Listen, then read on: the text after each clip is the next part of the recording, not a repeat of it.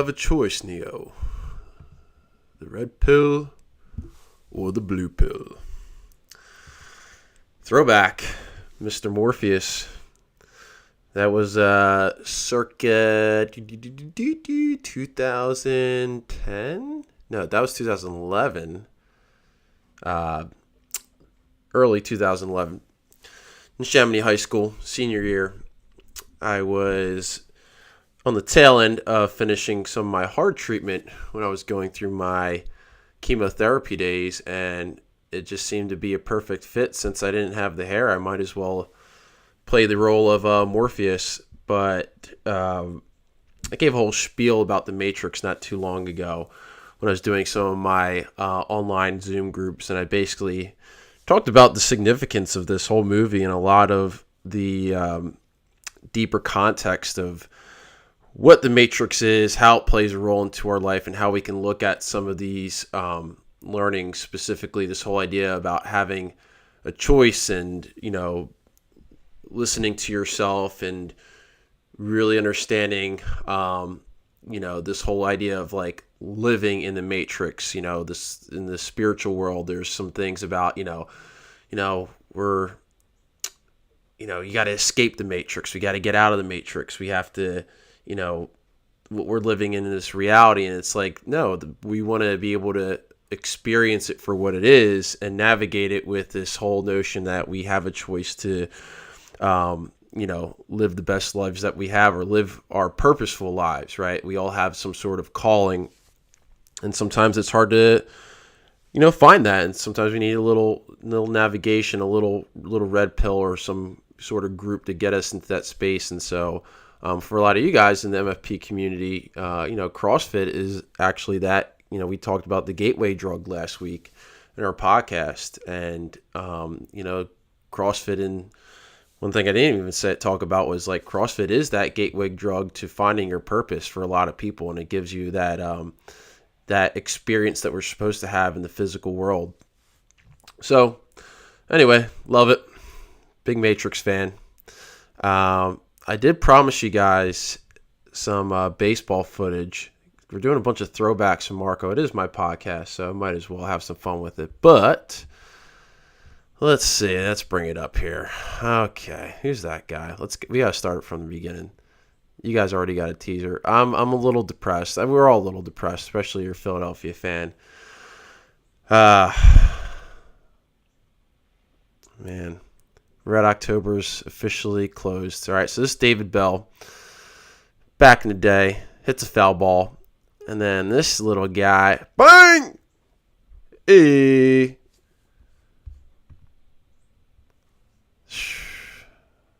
Right into the glove. That was probably one of my mom's prouder moments of her son in her life. So anyway, that's a great throwback. I was huge Phillies fan, obviously, and went to a ton of games when I was younger. So I still have that ball. It's somewhere with a bunch of my spiritual relics in the basement. Hold it very tight and dear to myself. So, anywho, got a lot to talk about today. Going to talk about the workouts, obviously, at the gym. Going to give you guys a little teaser for the Just Show Up Cup. And, we'll come back to flatulence. It's just been a great theme. Farting is, as funny as it is, it's a great teacher. And we're going to learn. So, happy Monday. Rainy Monday. I'm a little fatigued, a little tired. It's been a long weekend, but we're going to have some fun. All right, let's get to the digest. So just to answer any questions, we've been, again, hyping up last week just with that announcement of the Just Show Up Cup. And again, really just giving the community something to look forward to. I think it's just fun to throw in these cups throughout the past year, whether if it's the Community Cup, Service Cup, Just Show Up Cup. This is going to be, I liked with how the Service Cup worked in terms of the programming, so I wanted to do something that's a continuation of that, but something with a partner. We didn't do anything with partners this year in terms of an event, and I thought this would just be a really cool opportunity just to program a week of all partner-based workouts and try to hype that up in a way where it seems like you guys are doing something like a competition. Obviously, it's just a community accountability type of event where you guys are just going to show up to the class. It's going to be a partner workout, and ideally, throughout that whole week, you are doing the workouts with the same partner at the same classes. Obviously, that takes a lot of logistics, a lot of planning, a lot of accountability, but that's the idea, and I think it's good to have something to look forward to when it comes to just, working just maybe a little bit harder or just, taking that little bit more effort to be in the class and, enjoy the experience. So this will pretty much be our last kind of thing to look forward to at the end of the year until we have the Open next year in the early or late February, early March. So, yeah, we're just gonna hype it up, have some fun, plan those dates, reach your potential, just show up, try new things. I think just the whole idea of doing something with a partner, because everything we always do is like individually. Sometimes, again, it might feel like a partner, whether if we, share stations, bar, we're doing intervals, you're kind of working at someone else's pace. But, that whole idea of trying something new, of like really doing a partner workout where, your performance is dependent on, each other, will be fun. All right, so just some general questions we had throughout the week.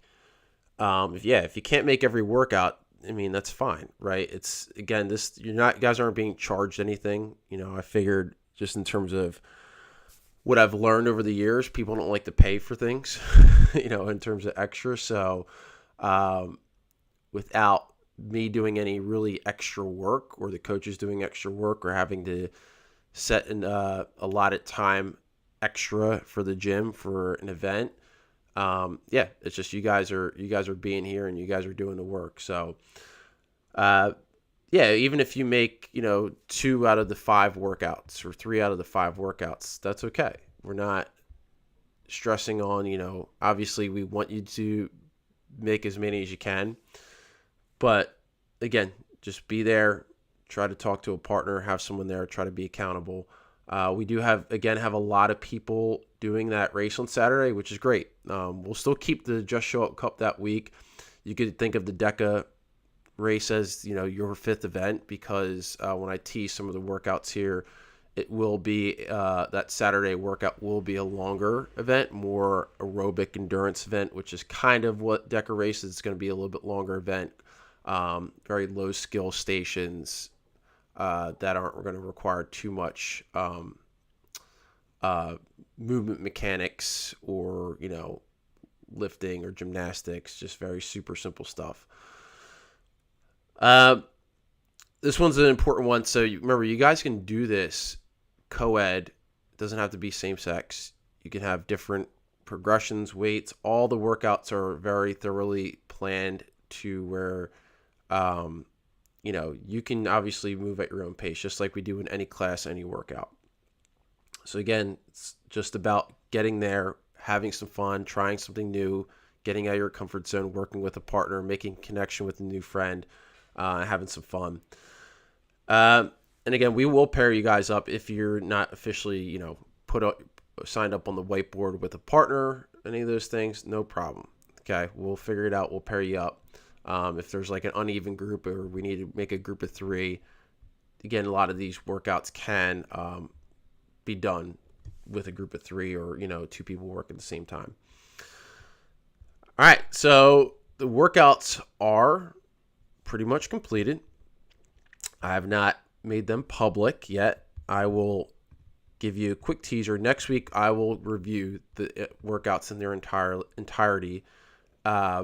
You can go on, make sure you follow us on social media, because I'll post some teasers of the workouts, not in full, but just like some of the names and some components of the workouts. So again, just next steps: get a friend, plan classes, sign up. Let's get this thing going. We're gonna make it fun, and just again tease some of the workout names. So the first workout will be called Dancing on My Own, which will be to tease a little bit of that. It'll be an interval-based workout. I go, you go. So very similar to what we're already doing on Mondays. Again, if you think about how I think, it's all going to be a progression from this phase. Very well thought out. The second workout is called Clust and Lust. Continuous workout, not resting, but you will be strategically working. One partner is going to do one thing, one partner is going to do another thing. When one partner finishes, they're going to switch. The third is called Welcome to Heartbreak Ridge. And if you think about how these names are working out, they're going to have some similarities to the stimulus of the workout. So if you guys get this, to get through this workout, you're probably going to have a few heartbreaks to complete this chipper style of a workout. So there's going to be a lot of communication, a lot of things that are going to be needed to get flowing. So that progression from the first two workouts, not a lot of strategy. It's just kind of you guys are moving. Third week is going to require some strategy. The fourth workout, which will be on that Friday, it's called Creme of the Cup. So this is really the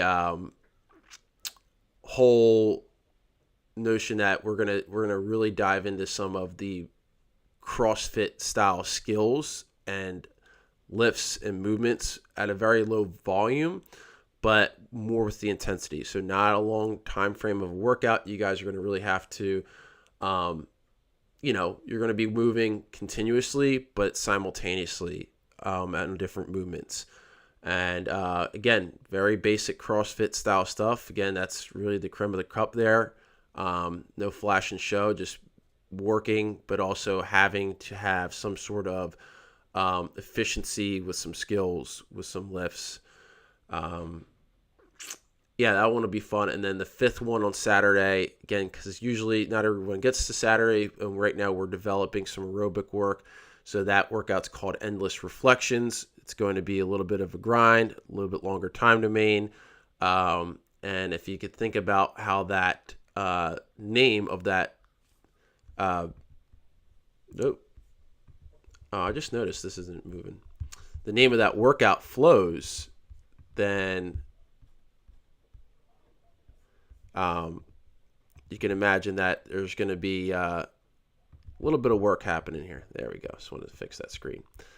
So there's going to be some synchronization. There's going to be a little communication, and you guys are going to work in reflection to each other.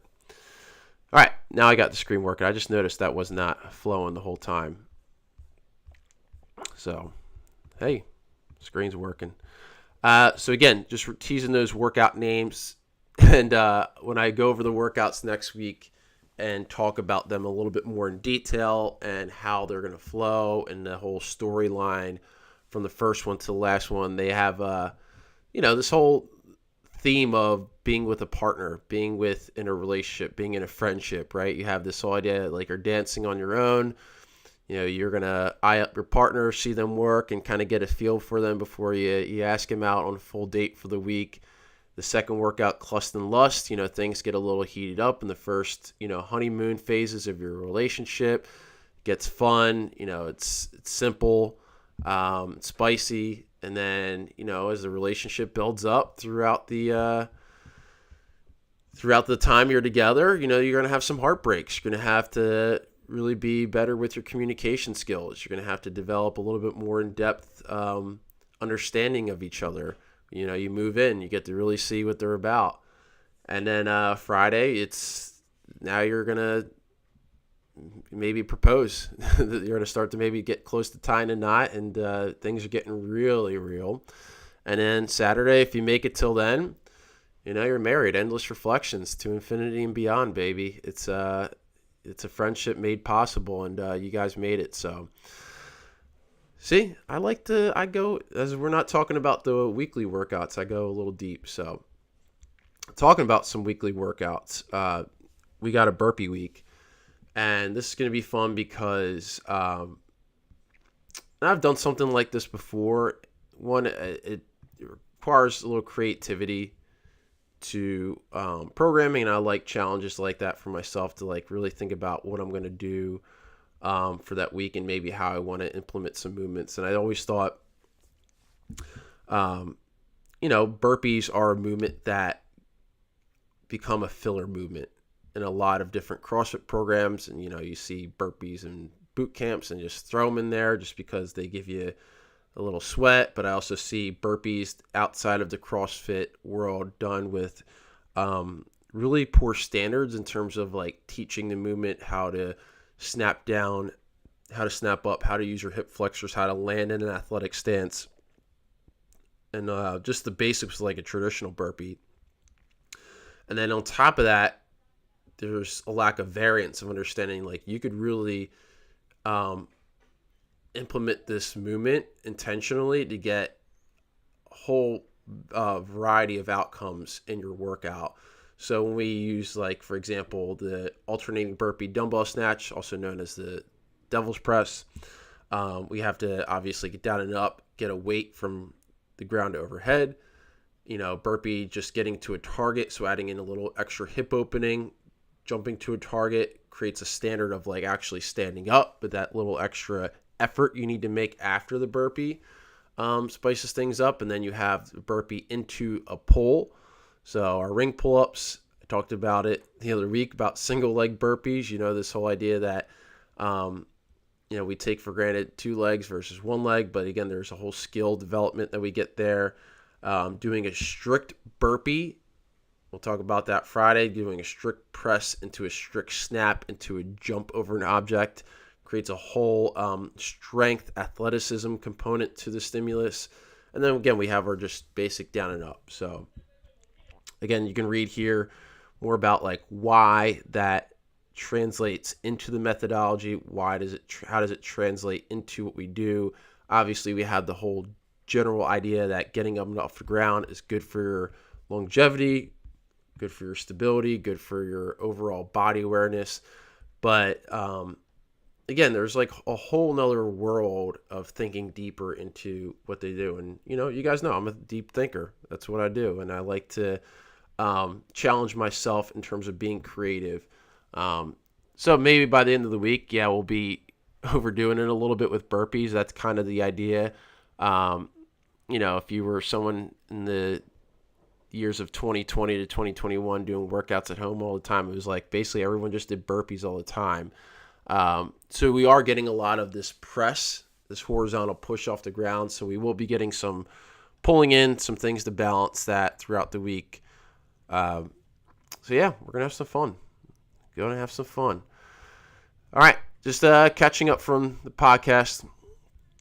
I'll get back into some of the things that we already talked about earlier today on the show. But yeah, we had a lot of fun last week. Zombie season, baby. We also have, just to zoom out of this, I forgot to introduce my friend. I don't know Skeletor, Skelly. How? He's got his CrossFit swag. Good dude. Well, it could be a she too, but Skelly. Skeletor. Alrighty. Just wanted to highlight this on the newsletter. The story in the stacks. Team Sneed, particularly Micah, does a lot of work to put this event together in terms of the fundraising, in terms of the community engagement for this event at the Ardmore Free Library. So it was great. I was able to be a part of it last year in terms of one of the storytellers. So the way it works is they have a selection of storytellers that talk about a specific topic. Our topic was, what does it mean to be free? And everybody here had some really good stories. Meg knocked it out of the park with her story.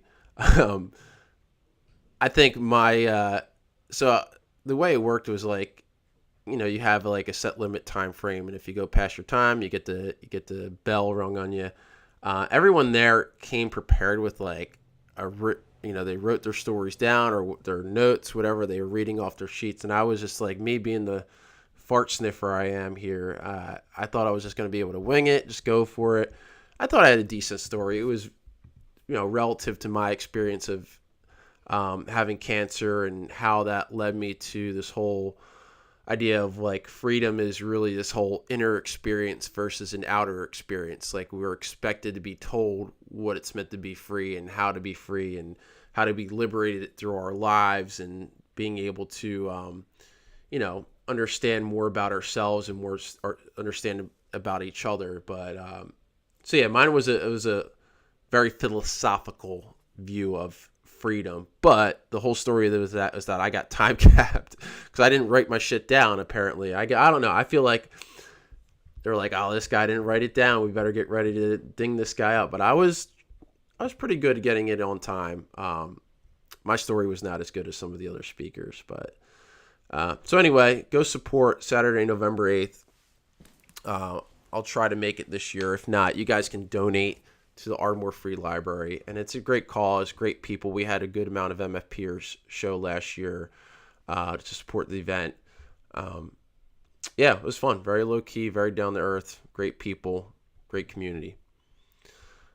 All right, get your nutrition in, y'all. Listen, I just made another vegetable melee. I'm on it. Jack's loving it too. He had his butternut squash last night. He made his gains. So very vegetable friendly home. All right, and then did Coach Joe get canceled last week? Poor Joe. He handles it really well too. I'll tell you what. If anyone can handle being roasted, it's Coach Joe. Just to highlight this, if you went to the gym today already, or if you're going to the gym later, the gym definitely has a scent to it. My type of scent. I'm all about the incense, but it kind of hits you hard when you walk in. You're like, whoo, shit. You go into a whole nother realm of infinity and beyond here into the spiritual world when you get some incense scents. So looks like the ladies, shout out to all y'all. Had a good time with Coach Bach here, teaching some Kundalini, bringing the gong out, some restorative work. So Trey was a little offended he didn't get the invite, but it's an exclusive ladies event, my guy. All right? Only the great ones can go. So shout out to all y'all. All right? The gym definitely needs a little circulation from you guys, so when you're doing your burpee dumbbell snatches, get that air flowing. All right? Cool. Before we get to the workouts, I was, just kind of putting myself into some reflection of the days with Coach Greg Glassman running the company. And, we talked about on the podcast last week, because I went on a tangent with Dr. Peter Attia and the roundtable we had with a bunch of fart sniffers. And I clarified what that is in terms of our fitness community. When we have a lot of individuals in the fitness strength conditioning community who are coaches, those who have been around for a long time or are well known, that fit this persona of what I call a fart sniffer. And it's basically people that are smug within their own methods and their own concepts. And, to be fair, right, people create methodologies, people create new things, and, they want to stand by that. They want to create that, I don't know if I want to say community. I don't even know if I want to say culture, but they want to create this, and I don't even know if I want to say dogmatic point of view to what they do. But my version of that is that when you become, or when you create something and you create this dogmatic point of view to it, this end-all be-all that my method is the method and there's really no other way. And I'm sure you might have, you might have created that method based on your objective experiences and some things you've learned down the road. But I think, again, you lose a lot of perspective of evolving and developing and growing, especially when it comes to the human body. the human body and the human physiology is so expansive, and there's so many things that, we can explore if we really want to reach our physical potential. Like that photo I showed from the newsletter, right? Like reach your potential. And the whole way you do that is to, try new things, get out of your comfort zone. And going back to Greg Glassman, I would say he could definitely be in that category of a fart sniffer. He was a very, again, I don't know if I want to say dogmatic, but he created a culture for sure. And he created a standard. Again, this was what he made, right? This was his methodology. This was what he developed. And yes, it's good to have biases, right? So I am biased towards the CrossFit methodology. But that doesn't necessarily mean I, just fart sniff the whole time, that CrossFit is the end all be all, and we should not be open-minded to exploring other ways of training or implementing new movements or new skills or a whole bunch of different things. And the reason why, though, CrossFit would be anti-fart sniffing, if anything, is because it is basically a whole flatulence cloud of other methods. And so coming back to Greg, I listened to him. He's on a podcast every week, and once a week he just shoots the shit. And he was asked a question, though, what were your values with CrossFit? And going back to that question, why that was brought up is because if you're following, you can probably go on the games, the CrossFit site or whatever and do your research if you're really brought into it, is that, CrossFit right now has been going through an identity shift. And it's okay. Like, it's good to evolve. It's good to grow. But ever since Greg left as CEO and sold the company, it's lost a little bit of that vision and value. And it's slowly starting to build itself up. Right? If I go to their social media, maybe zoom back out of that. You can see that, they're really putting out this whole, the CrossFit is the cure commercial, which I'll show. And Greg was, the best part about what he did is that he was not afraid to put himself out there and be like, let's fucking take down Coca-Cola. The NSCA wants to make false claims that CrossFit is injuring people. Like, let's sue these fuckers. Let's get them. Like, those are the types of people you want to get behind as a leader for your methodology. And yeah, like, he was not necessarily the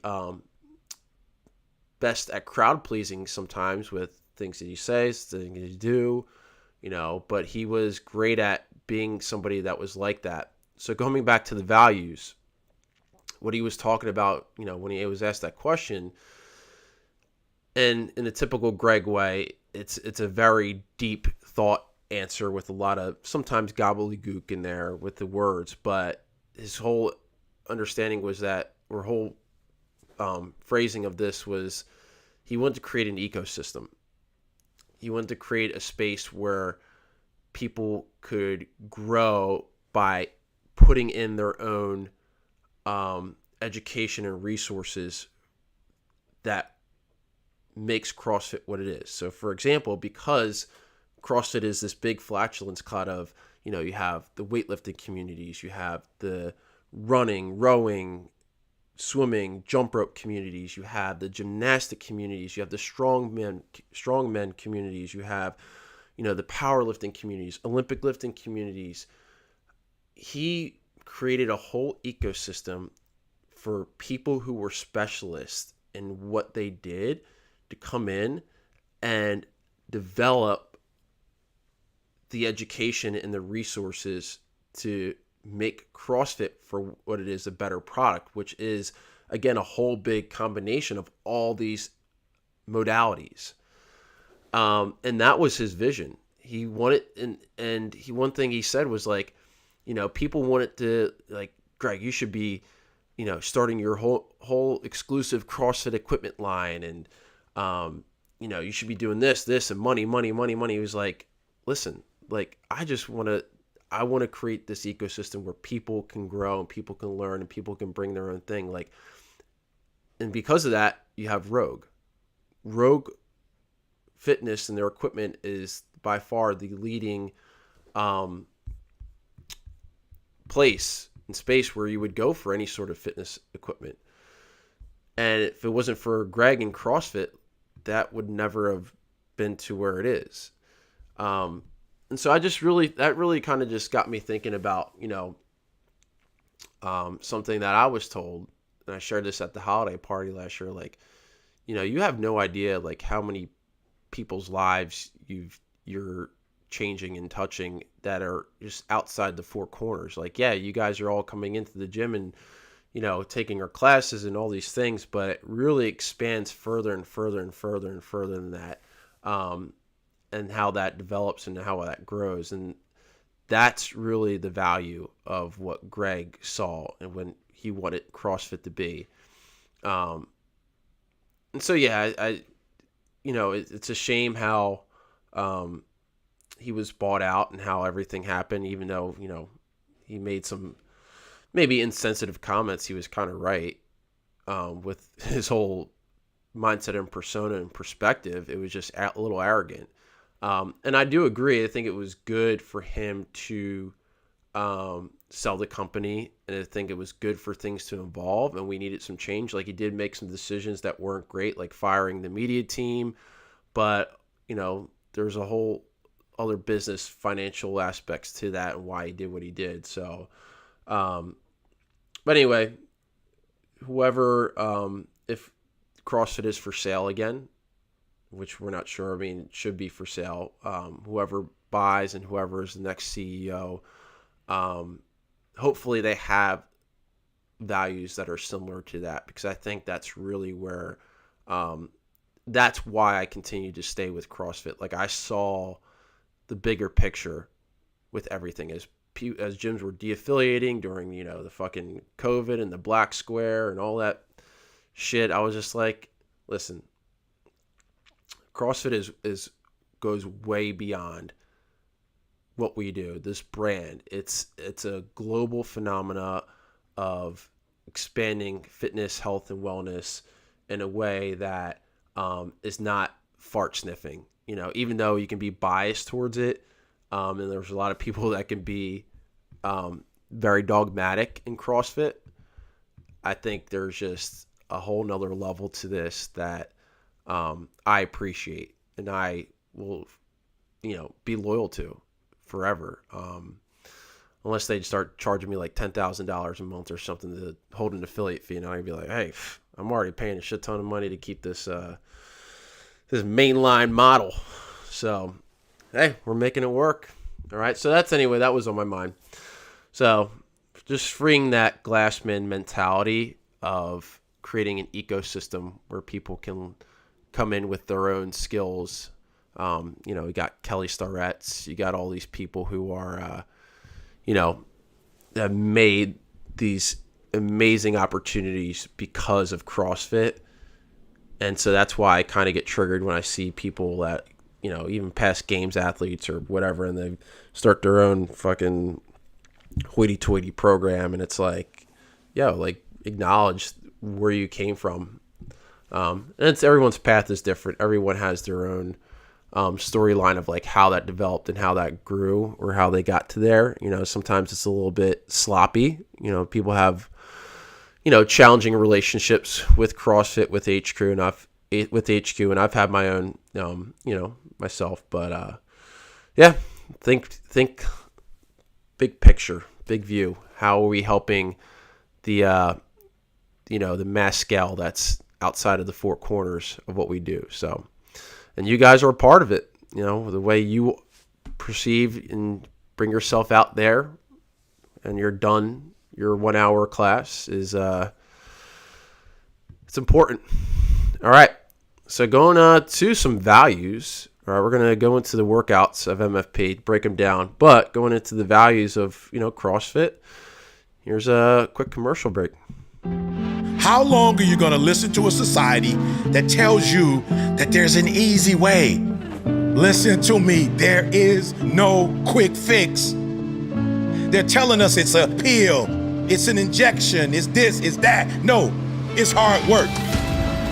Your future health is based on the decision you make today. You don't have to be the quickest, the strongest. You just need to take charge. Yes, optimal health can be a reality, yes. It's yours, but you gotta get up and you gotta go get it. It's yours, but you gotta put in the work. It's yours, but you gotta grind. All it takes is you making a decision right now, because practice makes permanent.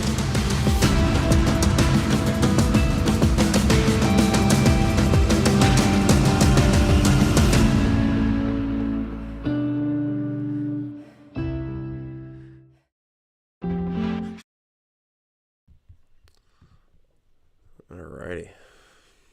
Spooky skeleton.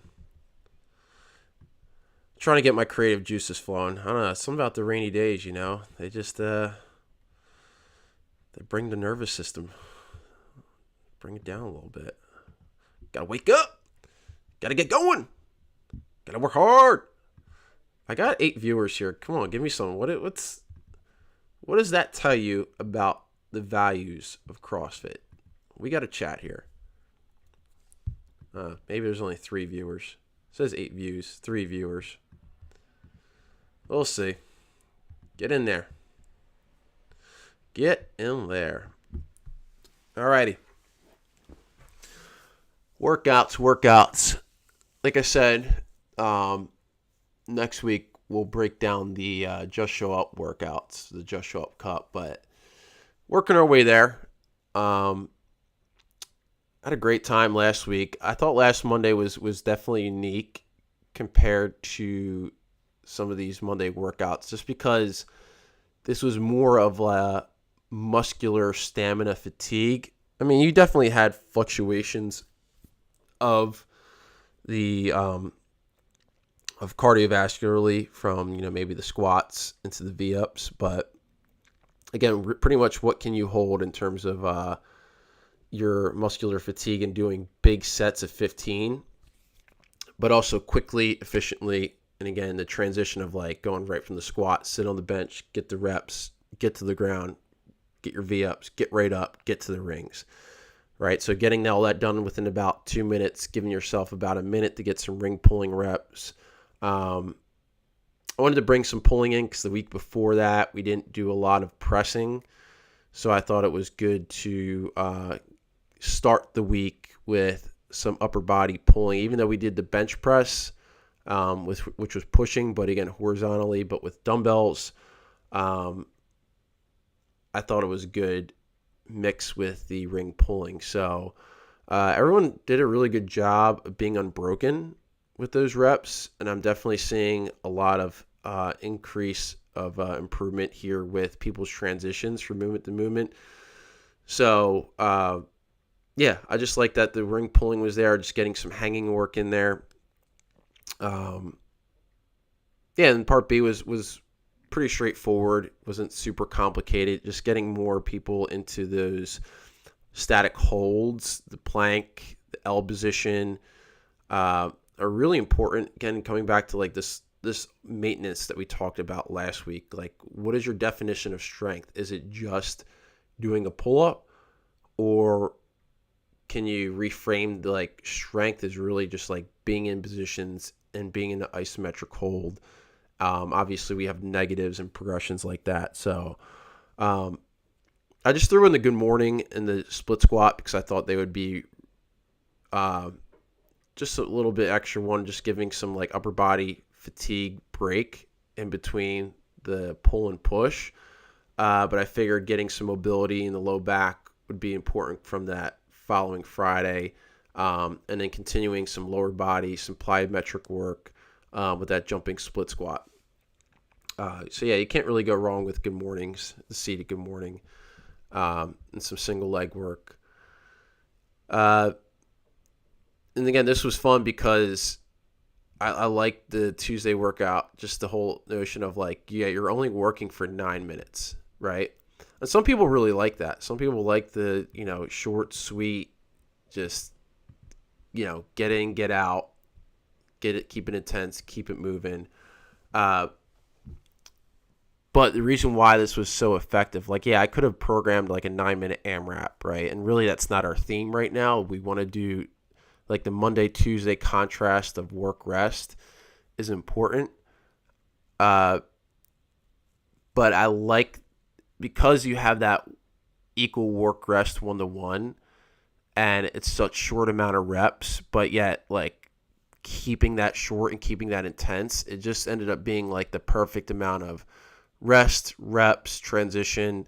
Obviously, you have to have the cycling efficiency, which we were working on. I decided, actually, if you see in the first part, for those who know, if you're looking at it, I added in that first part, another hang power snatch. Because when doing it, I'm like, just doing the high hang power snatch. I didn't think that was enough within that 1 minute. So adding in that extra hang, because that would also help prime and warm up for the hang power snatches for the second part. And then what we'll see again, like this week, you'll see the same complex, and we're going to continue to work on a new skill that I was teaching with the Olympic lifting, was getting the bar into the pocket in the hip crease to where you make this oscillation and contact with the bar to the body.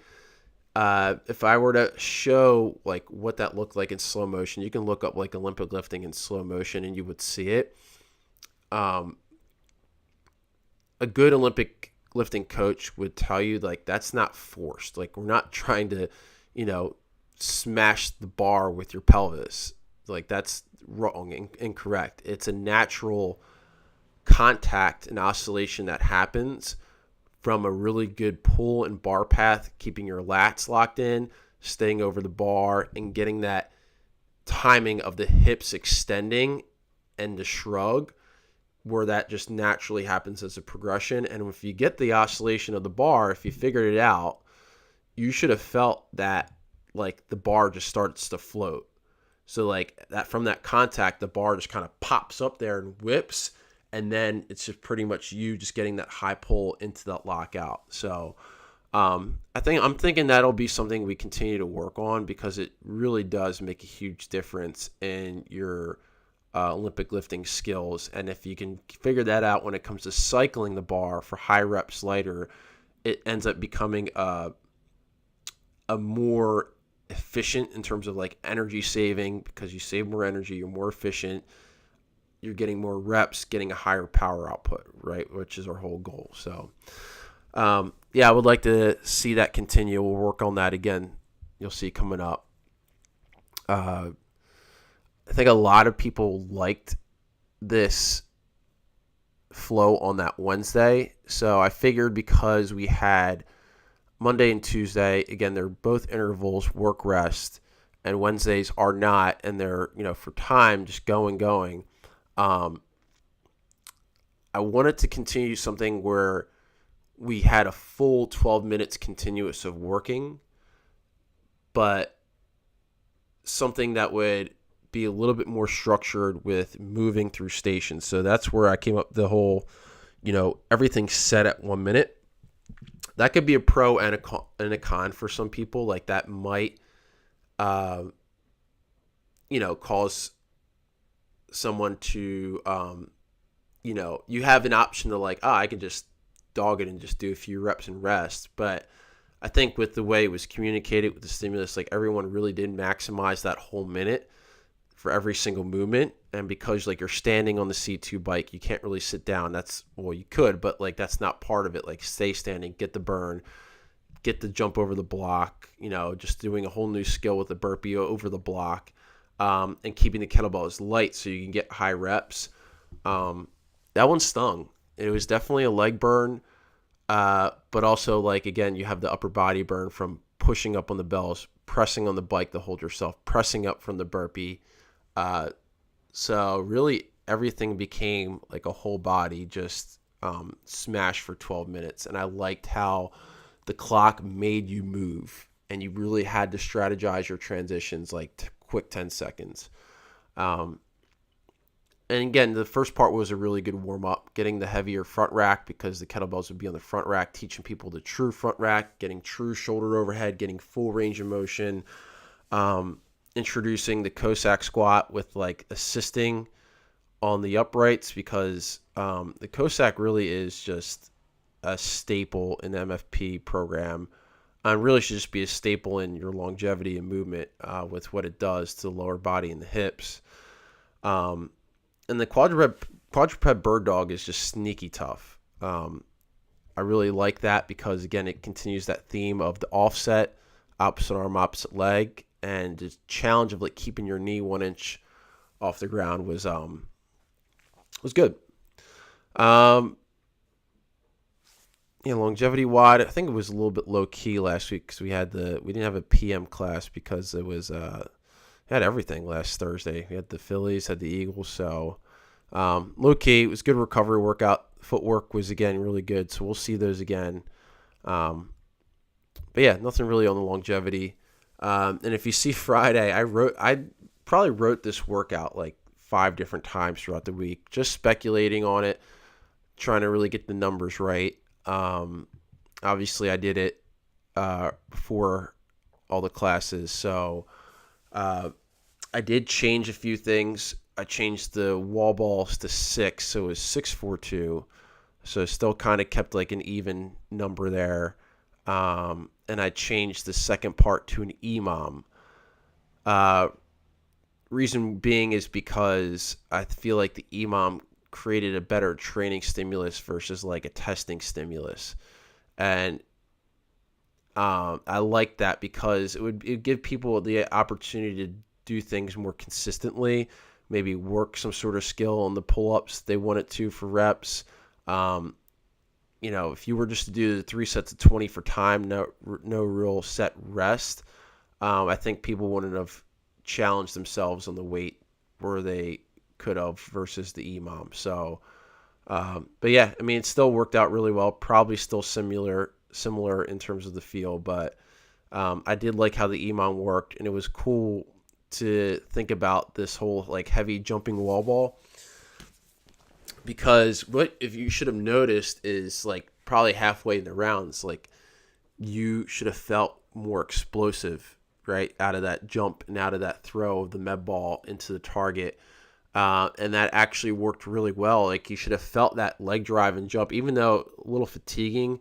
You should have felt that transfer to like, you should have felt like your sumo deadlifts were becoming a little bit more stable and explosive off the ground with the bar. And same with, doing your chin-ups. Like you should have felt like you were warming up a little bit. Probably halfway in, maybe getting, for some of you, more fatigued. But that's okay. Like that's probably what we wanted. Or what I wanted there with the chin-up. So that was a good primer. I liked that. I liked that every 2 minutes. I was kind of like a 1-to-1 work rest. Yeah. That was fun. I liked, and again, I'm just keeping that like you can build as you go through the 10 sets. Again, we're building capacity, but you can still also individualize the skills that you want to work on throughout that. All right, and then you notice a shift here on Saturdays. So because of the Just Show Up Cup workout, maybe throwing in a few workouts later in November that are going to be longer time domain. I don't know if we're going to do Chad. That's to be honest, I don't know. I feel like it's just kind of overplayed by now. It's not like the traditional Murph. I know they're trying to make it like the next Murph, but I don't know. I'm not going to say yes. I'm not going to say no, but we did see again longer time domain.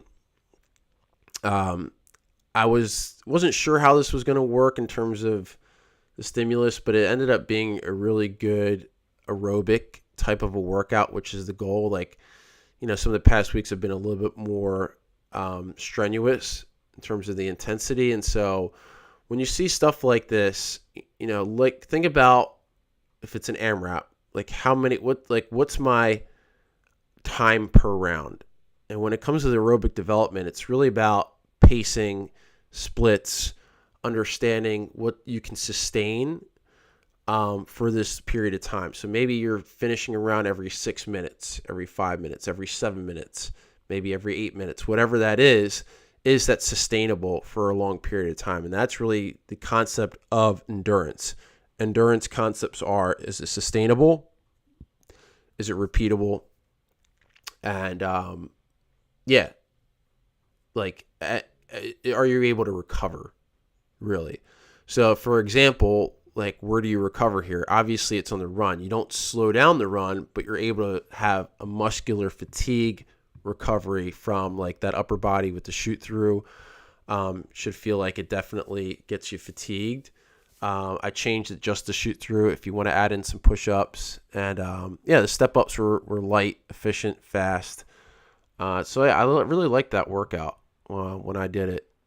And I think we'll definitely continue things. So just something to think about when it comes to endurance. Like, are you able to sustain, a set amount of rounds every rep? So that's why the intervals have been really helpful lately. But obviously I had a more intense progression. Alrighty. Just a little quick preview for this week. Obviously it's burpee week. Today I would say, don't come into it with oh wow, this is going to be the wildest workout of my life. It's very, I'd say it's more underwhelming, to be honest. You're really only getting almost a round per interval. So a goal would be to try to finish all that within 2 minutes of work. So scaling the jump, scaling the reps, scaling the progression, learning how to do the burpee with a little jazz, getting up and off the ground and getting it to the swing. So we talked about in class today, how do you become efficient and smooth going from one arm to the other arm with the alternating dumbbell snatch into that burpee. It's not a big wall walk workout, so if you really want to work on skills of wall walk, today's not really the day. It's just about, again, the skill and metabolic effect and fatigue you get in the shoulders before you get to the jump rope. But we do have opportunities here to do negatives in the upside down work in the second part. So you will get some upper body pressing. The burpee to the target, this one's going to be really hard tomorrow, pretty much with the metabolic fatigue. So this one will be definitely overwhelming versus today will be a little underwhelming. So definitely get your squats ready to go. We'll talk about that again. Hang position, getting the bar into the pocket, getting the bar to oscillate for your reps. Again, I like the burpee. We're going to do a stand up, getting fully up to the target, getting the sandbags out. Trying to get some more outside workouts before it really gets cold here. So trying to get some sandbag carries outside, burpee, get to the rings, getting this done for time. Again, probably a little bit more underwhelming effect. It's going to be a little bit more fatigue based. Single leg burpee, some echo bike on longevity WOD. So hopefully if you guys want to get some bike work in, get a little bit more active recovery, Thursday will be the day.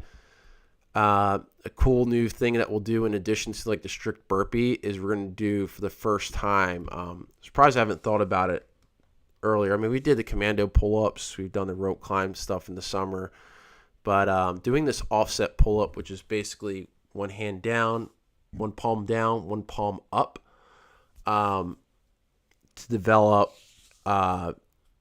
this opposite arm, opposite side effect of your pulling. And we'll do it on both sides. That way we get that. So it is actually a type of pull-up that's been done for people that need to develop reps, but they get fatigued with both palms down or something like that. Some people get a little bit more efficient pull with the palms up. So just offsetting that, keeping it strict, going back to overhead squats. So this would be a little different from past Fridays because there's no set rest, but coming back to this recovery run, like I just said about pacing and stamina, and how do we gauge that?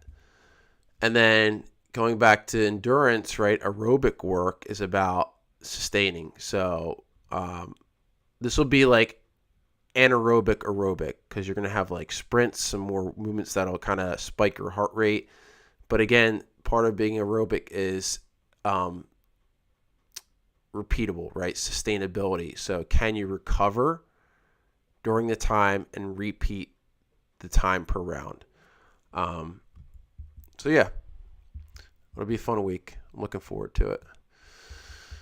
Okie dokie. Well, good stuff. All right.